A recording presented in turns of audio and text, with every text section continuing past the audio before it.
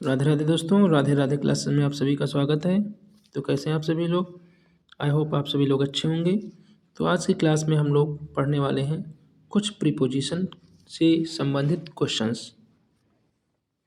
तो आइए देखते हैं हम लोग। पहला क्वेश्चन है आपका, ही लाफ्ड डैश मी। तो यहाँ पे आपको आपके 4 ऑप्शन दिए हुए हैं, विद, एट, ऑन और फ्रॉम। तो इन 4 ऑप्शन में से आपको एक करेक्ट ऑप्शन चूज करना है जो कि आपका राइट है। ठीक है, तो यहाँ पे हम लोग क्या देखते हैं कि लॉफ्ट के बाद में वर्ब जो है आपकी एट आता, सॉरी प्रीपोजिशन जो है आपका वो एट आता है। तो यहाँ पे आंसर आपका बी राइट हो जाएगा। आंसर कौन सा राइट हो जाएगा आपका? बी आंसर आपका राइट हो जाएगा। ही लॉफ्ड एट मी हो जाएगा। ठीक है, अगला क्वेश्चन देखते हैं। अगला क्वेश्चन है आपका, ही डाइड डैश कैंसर। जब किसी बीमारी से कोई व्यक्ति मरता है तो उसमें प्रीपोजिशन हम लोग जो है कौन सा लगाते हैं? पहला ऑप्शन देख लेते हैं। पहला ऑप्शन है आपका फ्रॉम, दूसरा है आपका ऑफ, तीसरा ऑप्शन है आपका बाई और चौथा ऑप्शन है आपका ऑन। ठीक है, तो अभी मैंने बताया कि अगर किसी बीमारी से कोई व्यक्ति की मृत्यु होती है तो उसमें ऑप्शन हम लोग उसमें प्रीपोजिशन ऑफ लगाते हैं। तो ऑप्शन आपका ऑफ जो है यहाँ पे राइट हो जाएगा, यानी कि option B is right answer. अगला क्वेश्चन देखते हैं, question number 3, Ramesh was beaten dash me. Option पहला है आपका ऑफ, दूसरा बाई, तीसरा ऑप्शन है आपका फ्रॉम, चौथा है टू। ठीक है, तो यहाँ पे ऑप्शन क्या हो जाएगा? रमेश वाज बीटन बाई मी। रमेश को मेरे द्वारा पीटा गया था। तो ऑप्शन यहाँ पे आपका बी राइट हो जाएगा। कौन सा ऑप्शन? बी राइट हो जाएगा, मेरे द्वारा रमेश को पीटा गया। अगला क्वेश्चन है आपका question number 4, he belongs dash a Nobel family. तो ऑप्शन है आपके पहला है विद, दूसरा है बी टू, तीसरा आपका विद, चौथा है आपका बाई। तो यहाँ बिलोंग्स के बाद में जो प्रीपोजिशन आता है वो आपका आता है टू, यानी कि आंसर आपका यहाँ पे बी राइट हो जाएगा। ठीक है, अगला सेंटेंस देखते हैं। Sentence number 5, I write a letter dash pen. तो यहाँ पे आपका जो है ऑप्शन पहला है बाई, दूसरा है विद, तीसरा ऑप्शन है फ्रॉम, चौथा ऑप्शन है ऑफ। तो जब हम किसी इंस्ट्रूमेंट से कोई चीज़ यूज करते हैं, इंस्ट्रूमेंट को उसके साथ में कोई चीज़ करते हैं, तो वहाँ पे ऑप्शन आपका जो है वहाँ पे प्रीपोजिशन आपका विद आता है। तो आंसर आपका बी राइट हो जाएगा। आंसर आपका बी राइट हो जाएगा। अगला सेंटेंस है sentence number 6, she write a letter dash ink. तो यहाँ पे हम लोग देखते हैं कि यहाँ पे जो है यहाँ पे राइट नहीं होगा, एक्चुअली यहाँ पे राइट नहीं होगा, यहाँ पे राइट्स होना चाहिए, क्योंकि आपको पता है सी के साथ में रोट होगा या फिर राइट होगा। तो ये थोड़ा टाइपिंग मिस्टेक है यहाँ पे। तो हम लोग देख लेते हैं ऑप्शन कौन सा राइट होगा। पहला है विद, दूसरा है बाई, तीसरा है इन और चौथा है आपका फ्रॉम। ठीक है, तो जब हम किसी लिक्विड से कोई चीज़ लिखते हैं तो वहाँ पे प्रीपोजिशन आपका जो है इन आता है। इसमें क्या था आपका इंस्ट्रूमेंट था, तो इसलिए यहाँ पे विद आया था। ठीक है, अगला क्वेश्चन देखते हैं हम लोग। Question number 7, Suresh is going to Lucknow dash car. Suresh is going to Lucknow dash car. तो यहाँ पे आपका कार भी लिखा हुआ है। ठीक है, तो इसमें आपको प्रीपोजिशन फिल करना है। तो पहला ऑप्शन है आपका फ्रॉम, दूसरा है बाई, तीसरा है टू, चौथा है ऑन। ठीक है, तो यहाँ पे आपका एक प्रीपोजिशन राइट होगा जो कि आपका बाई होगा, क्योंकि बाई का मतलब ही होता है Suresh is going to Lucknow by car, car के द्वारा गया। यहाँ पे फ्रॉम नहीं भर सकते, से का सेंस जरूर निकल रहा है, बट यहाँ पे करेक्ट प्रीपोजिशन आपका बाई ही होगा। ठीक है, सेंटेंस नंबर 8 देखते हैं, ही जंप्ड डैश द रिवर। तो पहला ऑप्शन है आपका इन, दूसरा ऑप्शन है आपका इनटू, तीसरा ऑप्शन है आपका ऑन, चौथा है पान। तो जब हम किसी चीज़ के अंदर प्रवेश करते हैं तो वहाँ पे प्रीपोजिशन हम लोग इनटू का यूज करते हैं। तो आंसर आपका बी राइट हो जाएगा। अगला क्वेश्चन देखते हैं, question number 9, the boys are dash the room. ठीक है, तो यहाँ पे प्रीपोजिशन आपको करेक्ट फिल करना है। पहला है इनटू, दूसरा है इन, तीसरा है आपका ऑन, चौथा है थ्रू। ठीक है, तो जब हम रूम के अंदर पहले से हैं यानी कि boys are in the room, तो यहाँ पे आपका आंसर बी राइट हो जाएगा।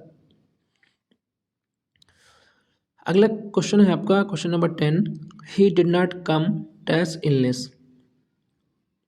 तो यहाँ पे पहला ऑप्शन है आपका ड्यू टू, दूसरा है फ्रॉम, तीसरा है ऑफ और चौथा है विद। तो यहाँ पे एक प्रीपोजिशन फिल करना जो करेक्ट है, तो हम लोग क्या बोलते हैं, he did not come due to illness, वो बीमारी के कारण नहीं आ पाया। ठीक है, तो यहाँ पे ड्यू टू भरा जाएगा, ड्यू टू का मतलब होता है के कारण। ठीक है, अगला सेंटेंस है आपका what is time dash your watch.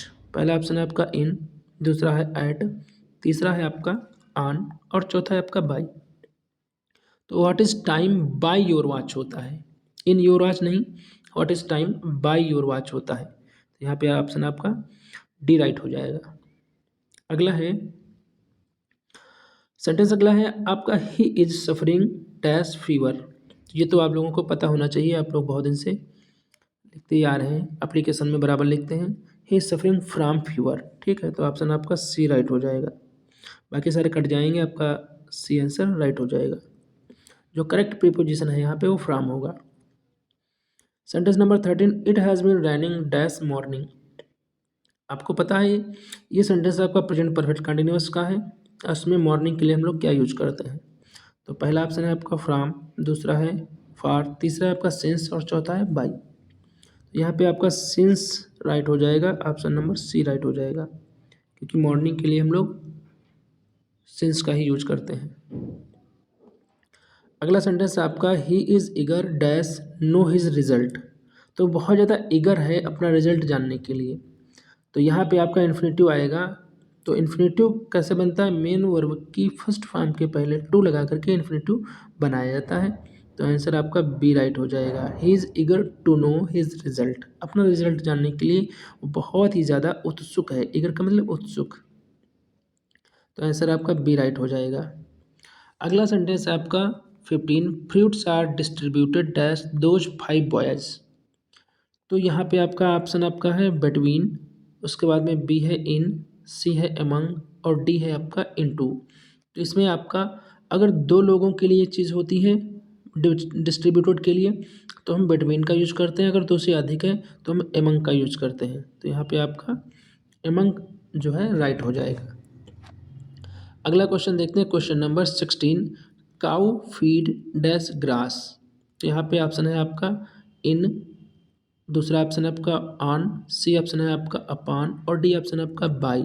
तो काउ जो है घास पे जीवित रहती है, फीड ऑन का मतलब होता है जीवित रहना। ठीक है, तो यहाँ पे ऑप्शन आपका बी राइट हो जाएगा, क्योंकि फीड ऑन का मतलब होता है उस पर क्या उसको बोलते हैं, आधारित रहना, उस पर जीवित रहना। ठीक है, तो आंसर आपका यहाँ पे बी राइट हो जाएगा। अगला क्वेश्चन देखते हैं, question number 17, he is ambitious dash fame. Fame का मतलब होता है प्रसिद्धि और एम्बिशस का मतलब होता है महत्वाकांक्षी।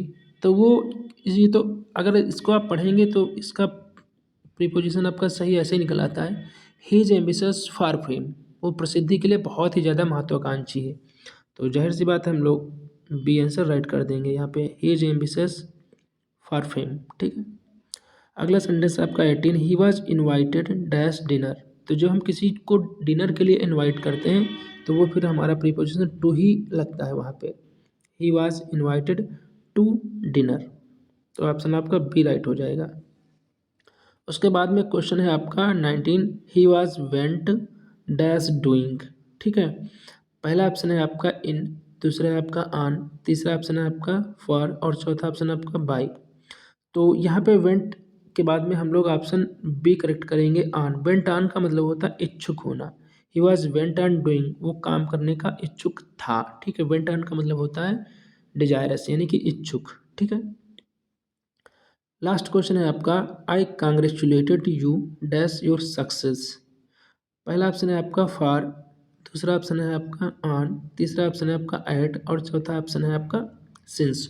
तो जब हम किसी को कांग्रेचुलेट करते हैं तो उसके लिए प्रीपोजिशन आपका ऑन ही आता है, कांग्रेचुलेटेड यू ऑन योर सक्सेस, तुम्हें तुम्हारी सफलता पर बधाई। ठीक है, तो कांग्रेचुलेटेड के साथ में सक्सेस के लिए हम लोग ऑन वर्ड ऑन प्रीपोजिशन का ही यूज करते हैं। तो ये आपके 20 क्वेश्चंस थे जो कि प्रीपोजिशन से रिलेटेड थे। ठीक है, तो बहुत ही ज़्यादा इंपॉर्टेंट क्वेश्चन है, कई एग्जाम में आपके ये पूछे जाते हैं और इतना हार्ड भी नहीं, बहुत ज़्यादा इजी है। ठीक है, तो आप लोग देखिएगा, बताइएगा ये क्लास कैसी लगी है। मिलते हैं हम लोग फिर नेक्स्ट वीडियो में, तब तक के लिए राधे राधे दोस्तों, थैंक यू फॉर वॉचिंग।